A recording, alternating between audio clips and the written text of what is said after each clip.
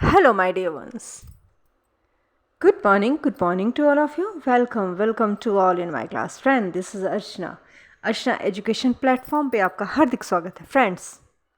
जैसा कि आपको पता है अभी हमने होम साइंस का सीरीज तो हमारा चल ही रहा है, राइट। और उसके साथ साथ मैं इकोनॉमिक्स के भी कुछ चैप्टर्स डिलीवर करना मैंने शुरू कर दिया है, राइट। चूँकि आपके स्कूल्स खुल रहे हैं, ठीक है ना। If you are student, right, and if you are preparing for TGT PGT economics, right, उसके लिए भी आपको जो है मैं कंटेंट प्रोवाइड करती हूँ ताकि होम साइंस का भी चलेगा और इकोनॉमिक्स का भी, दोनों का साथ साथ चलेगा। तो दोनों तरह के स्टूडेंट्स के लिए हमारे लिए दोनों बेनिफिशियल होगा, right. So first of all this is my humble request to all of you. अगर आप चैनल पे नए हैं तो please subscribe the channel and like the video, right. Share the video with your all friends, right, so that सब लोग इसका फ़ायदा उठा सकें। एंड डियर ऑल, आपकी कोई सजेशंस हैं, कोई सलाह एडवाइस है तो please comment in comment box. हमारे पेड बैच स्टार्ट हो चुके हैं, राइट। पेड बैच हमारे स्टार्ट हो चुके हैं। If you are interested to join the paid batch kindly let me know, right. Paid batch हमारे TGT PGT home science, TGT PGT economics के स्टार्ट हो चुके हैं, राइट। और एक अभी और भी पेड बैच स्टार्ट हुआ है आज से। 11th क्लास के इकोनॉमिक्स के अगर आप स्टूडेंट्स हैं या 12th के इकोनॉमिक्स के स्टूडेंट हैं, राइट। एंड अगर आप 10th के इकोनॉमिक्स के हैं या 11 12th के होम साइंस के हैं, right. Home science 10th and 12th के अगर एग्ज़ाम में बैठ रहे हो and 11th and 12th economics के हैं तो आप उसकी भी क्लासेस स्टार्ट हो चुकी हैं, राइट। तो if you are interested to join the paid batch then kindly let me know, okay, and I'll add you in my paid batch as soon as possible. So dear all, without wasting our time, let's start. अभी हमारा first syllabus हमने deliver कर दिया है last video में, right. उसके आगे हम चलते हैं। हमारा इंट्रोडक्शन है फर्स्ट, राइट। इंट्रोडक्शन है। इंट्रोडक्शन में हमारा क्या आएगा बेटा? सबसे पहले आएगा meaning of economics. What is economics, right. तो इकोनॉमिक्स क्या होता है? Study of production, distribution, consumption of goods and services, okay. तो इसे हम इकोनॉमिक्स कहते हैं, राइट। जो प्रोडक्शन का स्टडी करता है, डिस्ट्रीब्यूशन का स्टडी करता है, consumptions of goods and services का स्टडी करता है, इकोनॉमिक्स के अंतर्गत इसका स्टडी किया जाता है, राइट। फिर और क्या आता है मीनिंग्स में? देखो, deals with collection, presentation and analysis, interpretation of numerical datas होते हैं, राइट। उनका कलेक्शन करना, प्रेजेंटेशन करना, एनालाइज करना, राइट, इंटरप्रिटेशन करना। क्लियर? स्कोप इसके कौन कौन से हैं बेटा? जैसे कलेक्शन ऑफ डेटा का कलेक्शन करना, presentation, right, presentation of data, फिर एनालाइज करना, analysis of data, interpretation of data and forecasting by using the findings. Clear? Functions, statistics के फंक्शंस कौन कौन से हैं बच्चा? फंक्शंस देख लो। फंक्शंस में statistics simplifies great and complex numbers. Statistics makes data comparable, right. Statistics enlarges individual experiences. Statistics helps in formulation of policies. It helps in finding estimate, right. It helps measure periodical change, ठीक है ना। किस किस चीज़ में help करता है? हमारा simplify करता है complex and great and complex numbers को, राइट।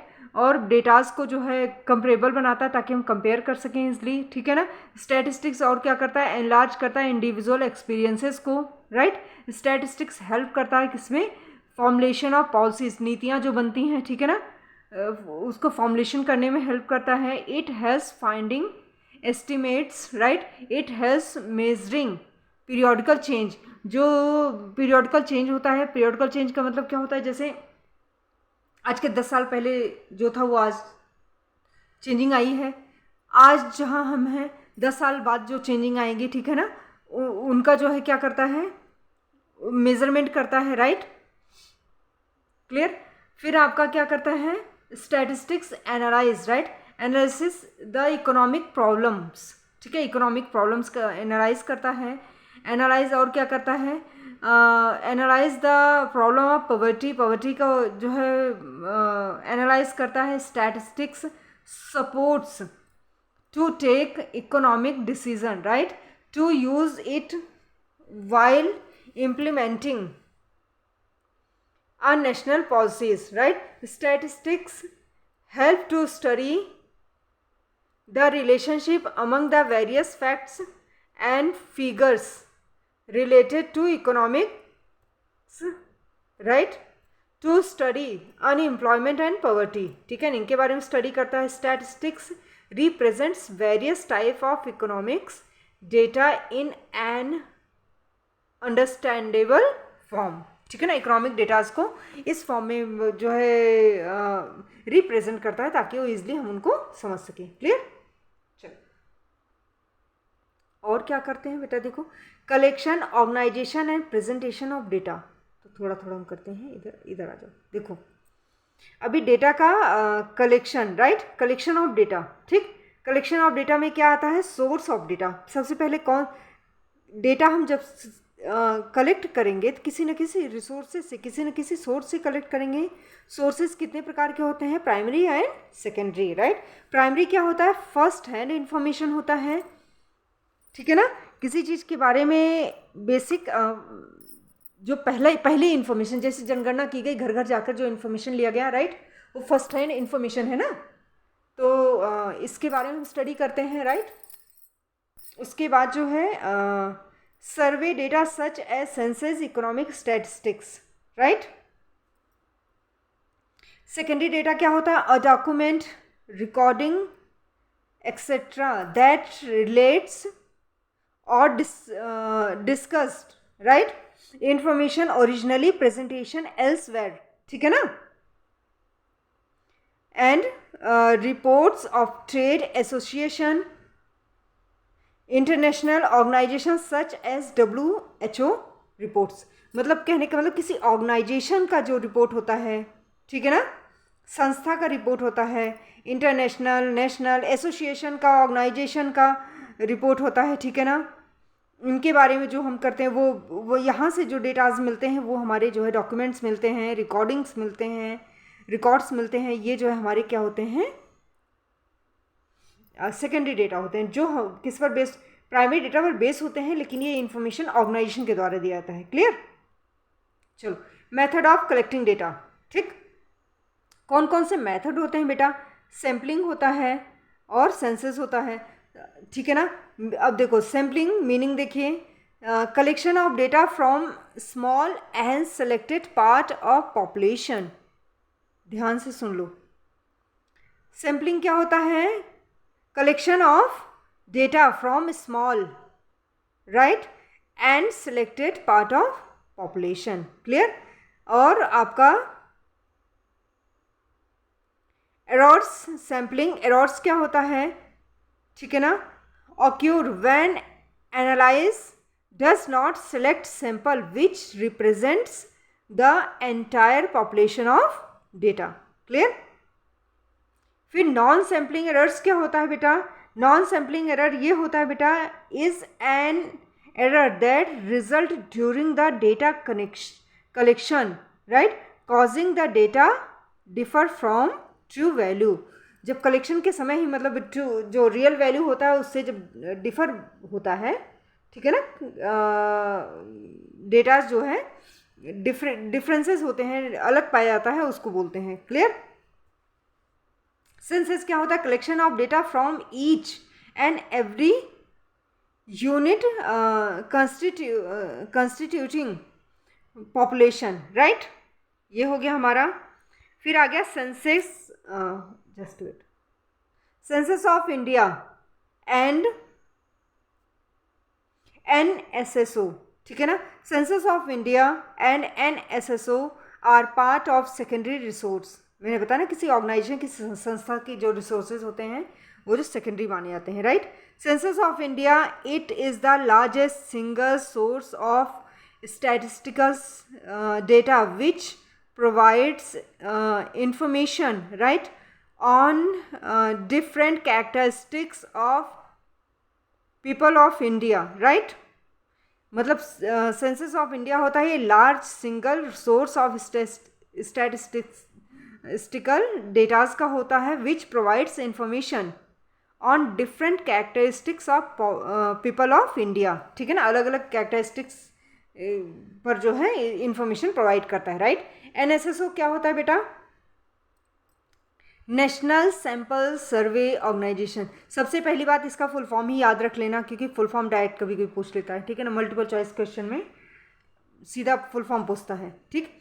तो national, N for national, S for sample, S for survey, S O for organisation, national sample survey organisation, ठीक है ना।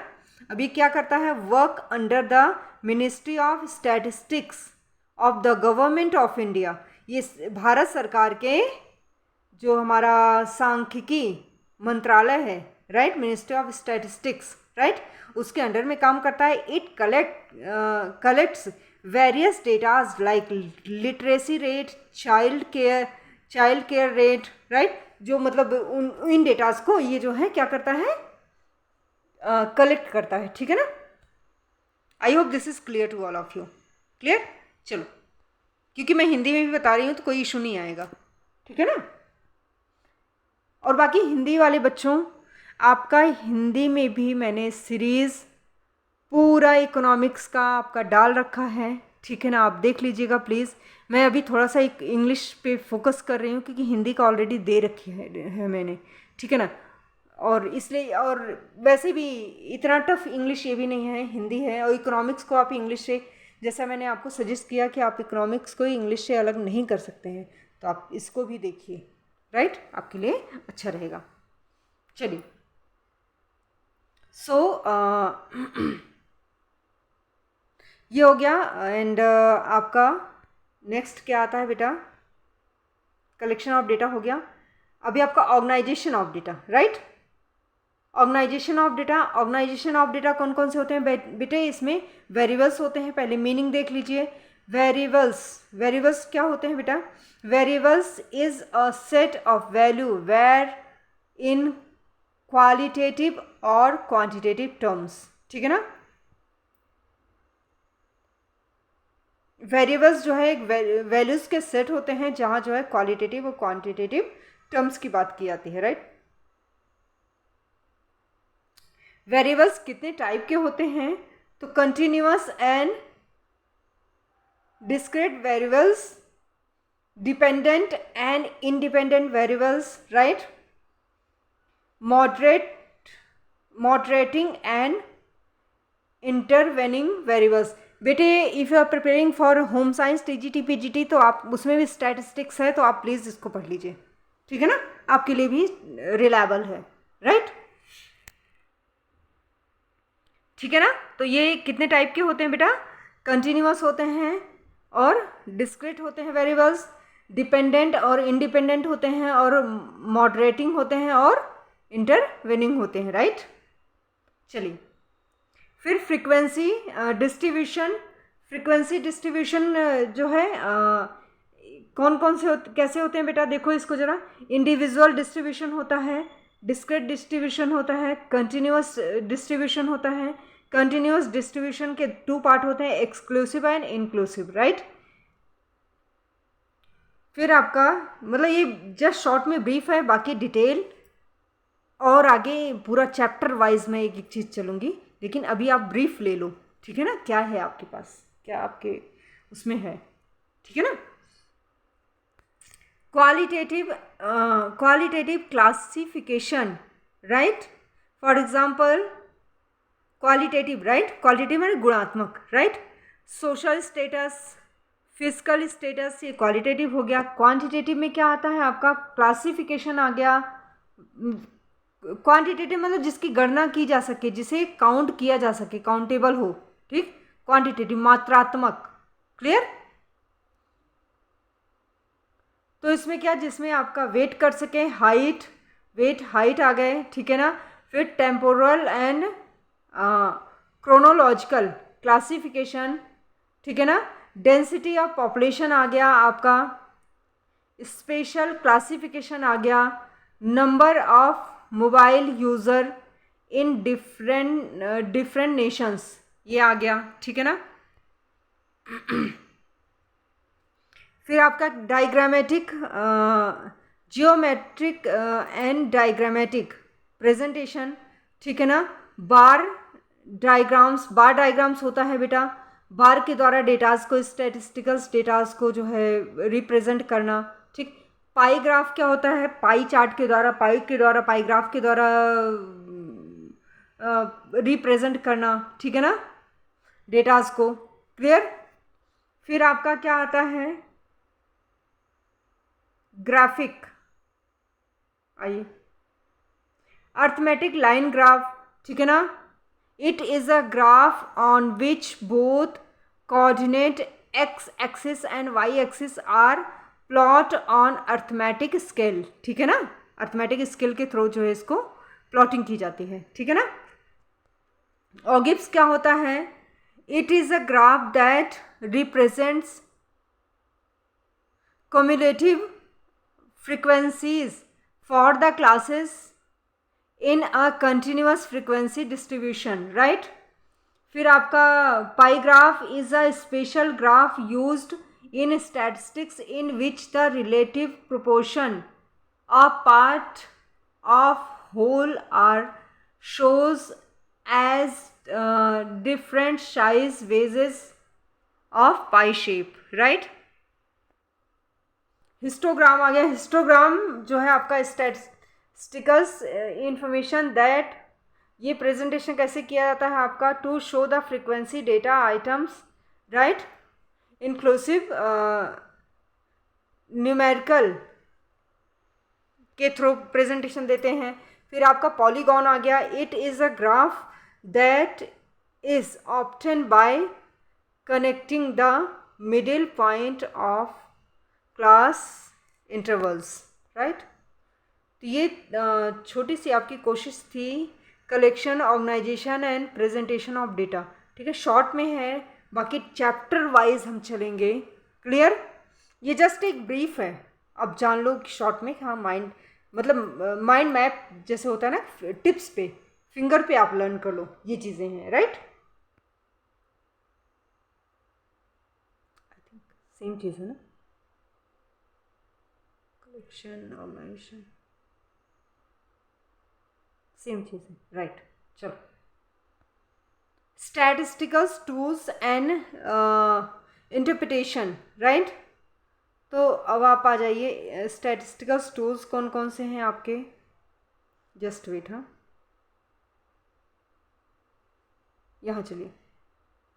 सेंटर टेंडेंसी कौन कौन से होते हैं, मीनिंग, सिंपल मीनिंग आपके कौन कौन से हैं, ये सारी चीज़ें देखिए। सबसे पहले आप आइए, चलिए, for individual series, mean, median, mode, ठीक, स्टैटिस्टिकल टूल्स। तो मेज़र ऑफ सेंटर टेंडेंसी, ठीक है ना। तो आपके मीन पे आते हैं हम। Mean for individual series, mean को क्या बोलते हैं, sigma X upon N, here all alphabets in their usual meaning, right, थोड़ा सा ब्लर लग रहा है। For discrete series, meaning of sigma F X upon sigma F, right. फिर आपका आता है कंटिन्यूअस सीरीज, ठीक है ना, mean. Clear.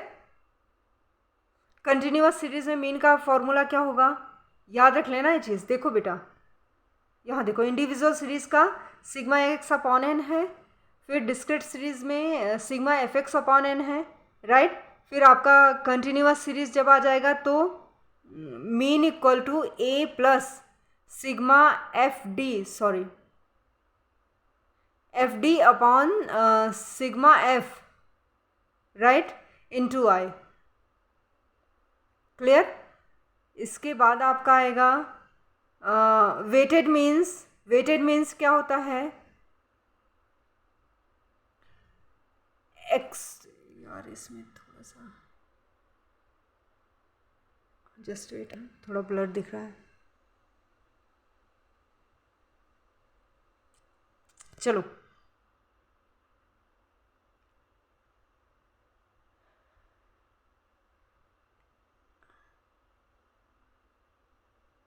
x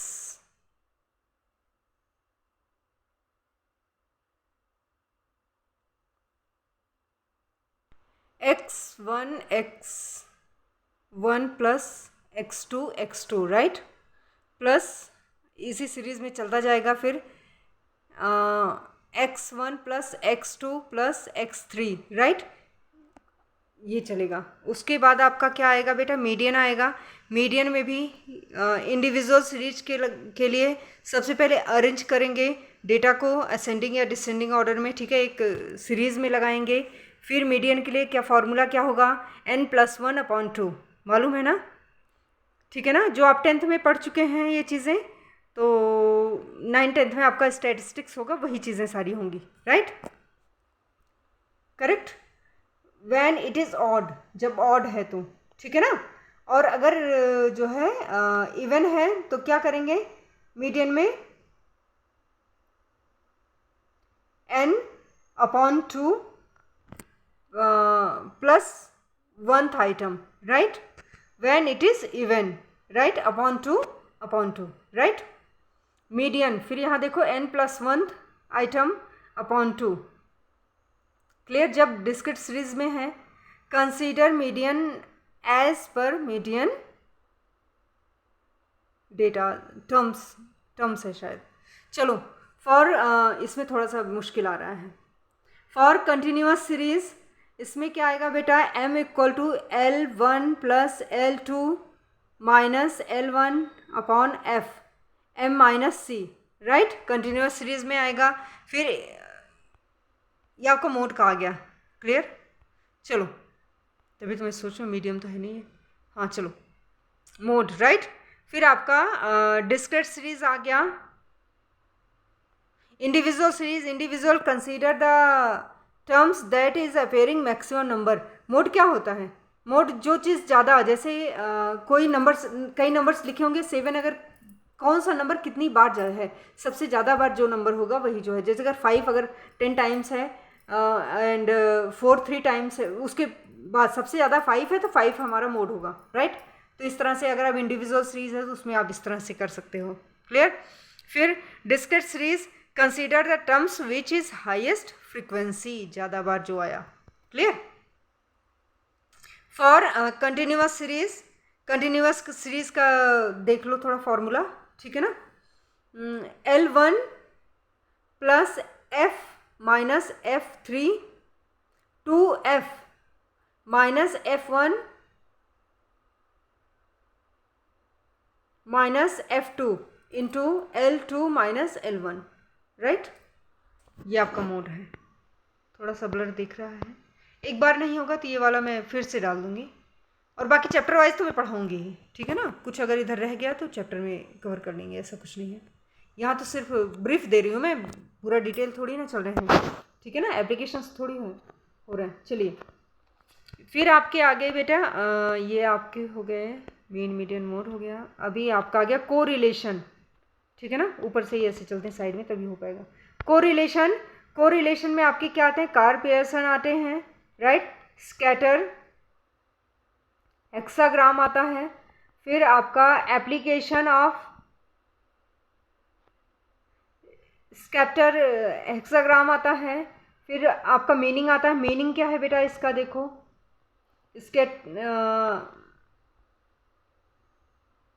scatter hexagram का मीनिंग क्या होता है, a type of diagram use to show the relationship between datas items that have two numeric properties along both, ठीक है ना, द एक्सेस, करेक्ट। एग्जाम्पल क्या होता है, एप्लीकेशन ऑफ स्कैटर हेक्साग्राम, ये क्या होता है बेटा, एग्जाम्पल में to show the amount to sleep needed per day by age, right, to show the average income for adult based on the number of year education completed। समझ पा रहे हो? मतलब एज के अकॉर्डिंग स्लीपिंग कितनी important, कौन कौन किस एज में कितनी स्लीपिंग होनी चाहिए, ठीक है ना। एडल्ट एज में जो है आपका इनकम, एवरेज इनकम अलग अलग उस पर एजुकेशन पे कितना मिलता है उसके बारे में हम डेटाज निकालते हैं, right, to show the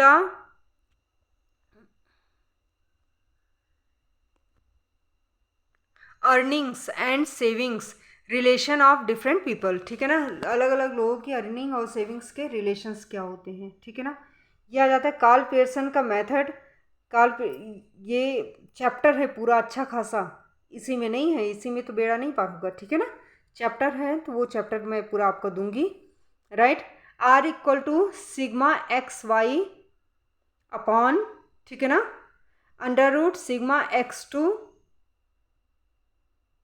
into sigma Y two, ठीक है ना। ये तो सिर्फ फॉर्मूला है, बाकी पूरा डिटेल पढ़ेंगे। फिर आपका आ गया, एक मिनट दिख नहीं रहा है, स्पेसमैन, ओके सॉरी यार, Spearman rank correlation R equal to 1.6 sigma D two N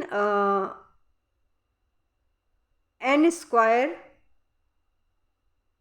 -1, ठीक है ना। इसके बाद आपका आएगा, just wait,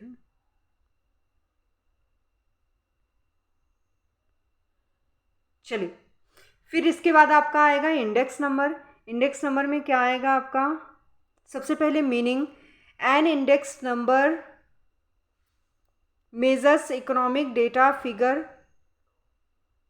reflecting price or quantitative compared with standard और बेस वैल्यू, ठीक है ना। इसके बाद आपका क्या आता है, इंडेक्स नंबर के टाइप्स कौन कौन से हैं, तो टाइप्स देख लीजिए आप।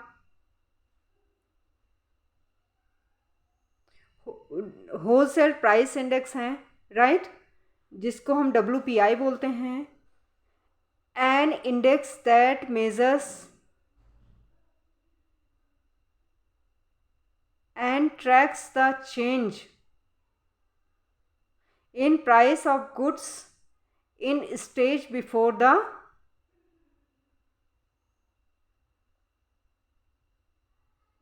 retail level, correct। Consumer price index CPI आता है दूसरा। CPI is a measure of change in retail price of goods and services, right, consumed by a defined population group in a given area which reference to base year। थोड़ा सा blur हो रहा है इसलिए मैं कोशिश कर रही हूँ बोलने की कि ताकि आपको समझ में आए। मुझे भी थोड़ी सी मुश्किलें हो रही हैं, लेकिन ठीक है, क्या कर सकते हैं, है ना।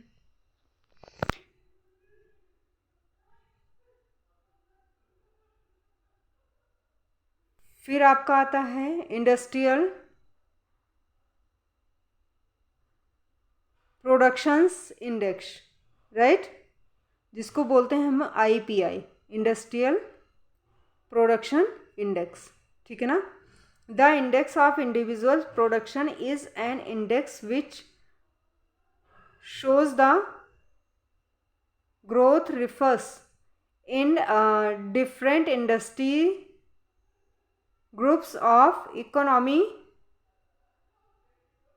in stipulated period of time, right। फिर आपका आता है बेटा uses of index number. Index number का यूज़ कहाँ करना है, कैसे करना है। Uses use to measure the change in value of money, right, used to find the cost of living, used to analyze the market for goods and services, used to measure the change in individual industrial production, used to formulate of economic policies, ठीक, इन सब चीज़ों में। तो हमारे कितने types के हो गए ये हमारे इंडेक्स नंबर, एक CPI हो गया, WPI हो गया, एक IPI हो गया, ठीक है ना।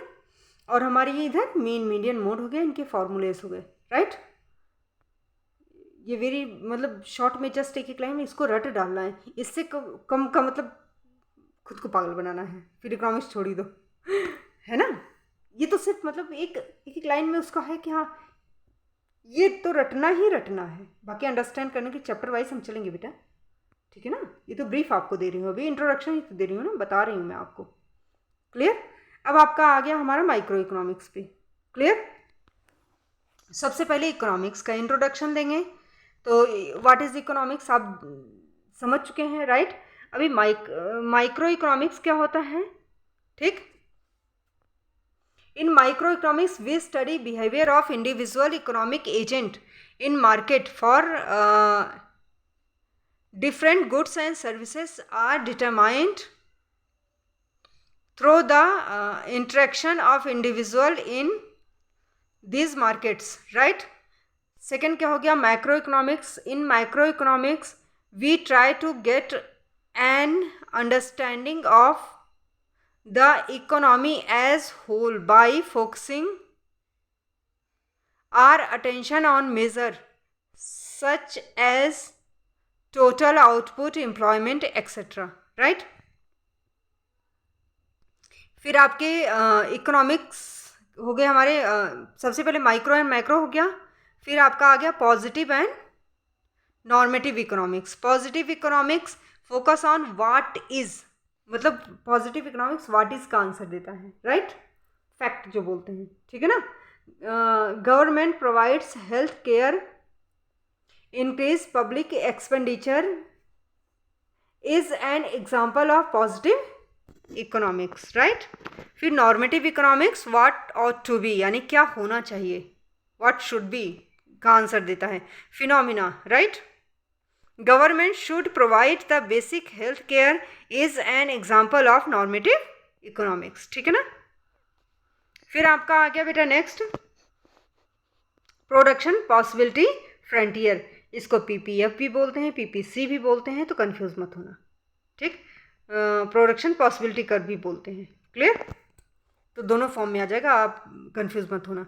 Collection of all possible combination of the goods and services that can be produce from a given amount of resources are called production possibility frontier और प्रोडक्शन पॉसिबिलिटी कर्व, राइट।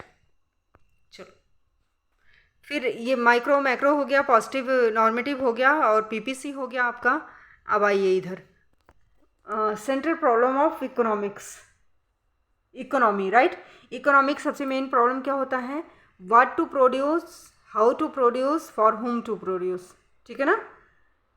चैन की समस्या होती है, ठीक है ना, किसका उत्पादन करें, कितना उत्पादन करें, किसके लिए करें, राइट। तो what to produce more food, kind of goods to be produced, quantity of goods to be produced, more luxury items, more agriculture products, right.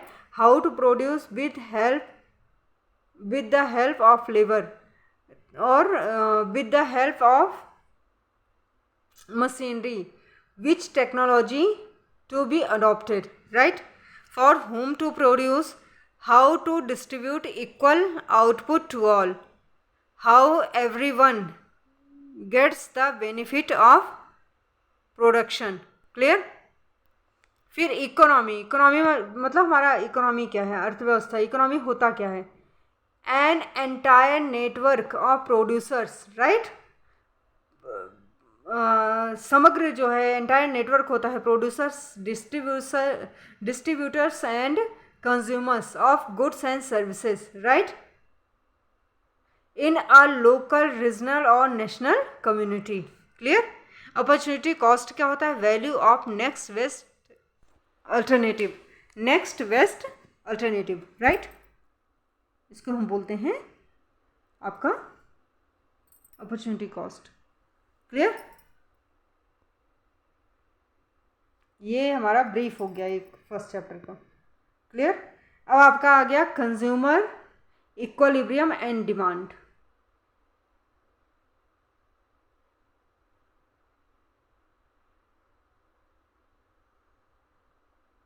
एक काम करें, थोड़ा सा वीडियो स्टॉप कर दें क्या, फिर आए हम इस पे, ठीक है ना?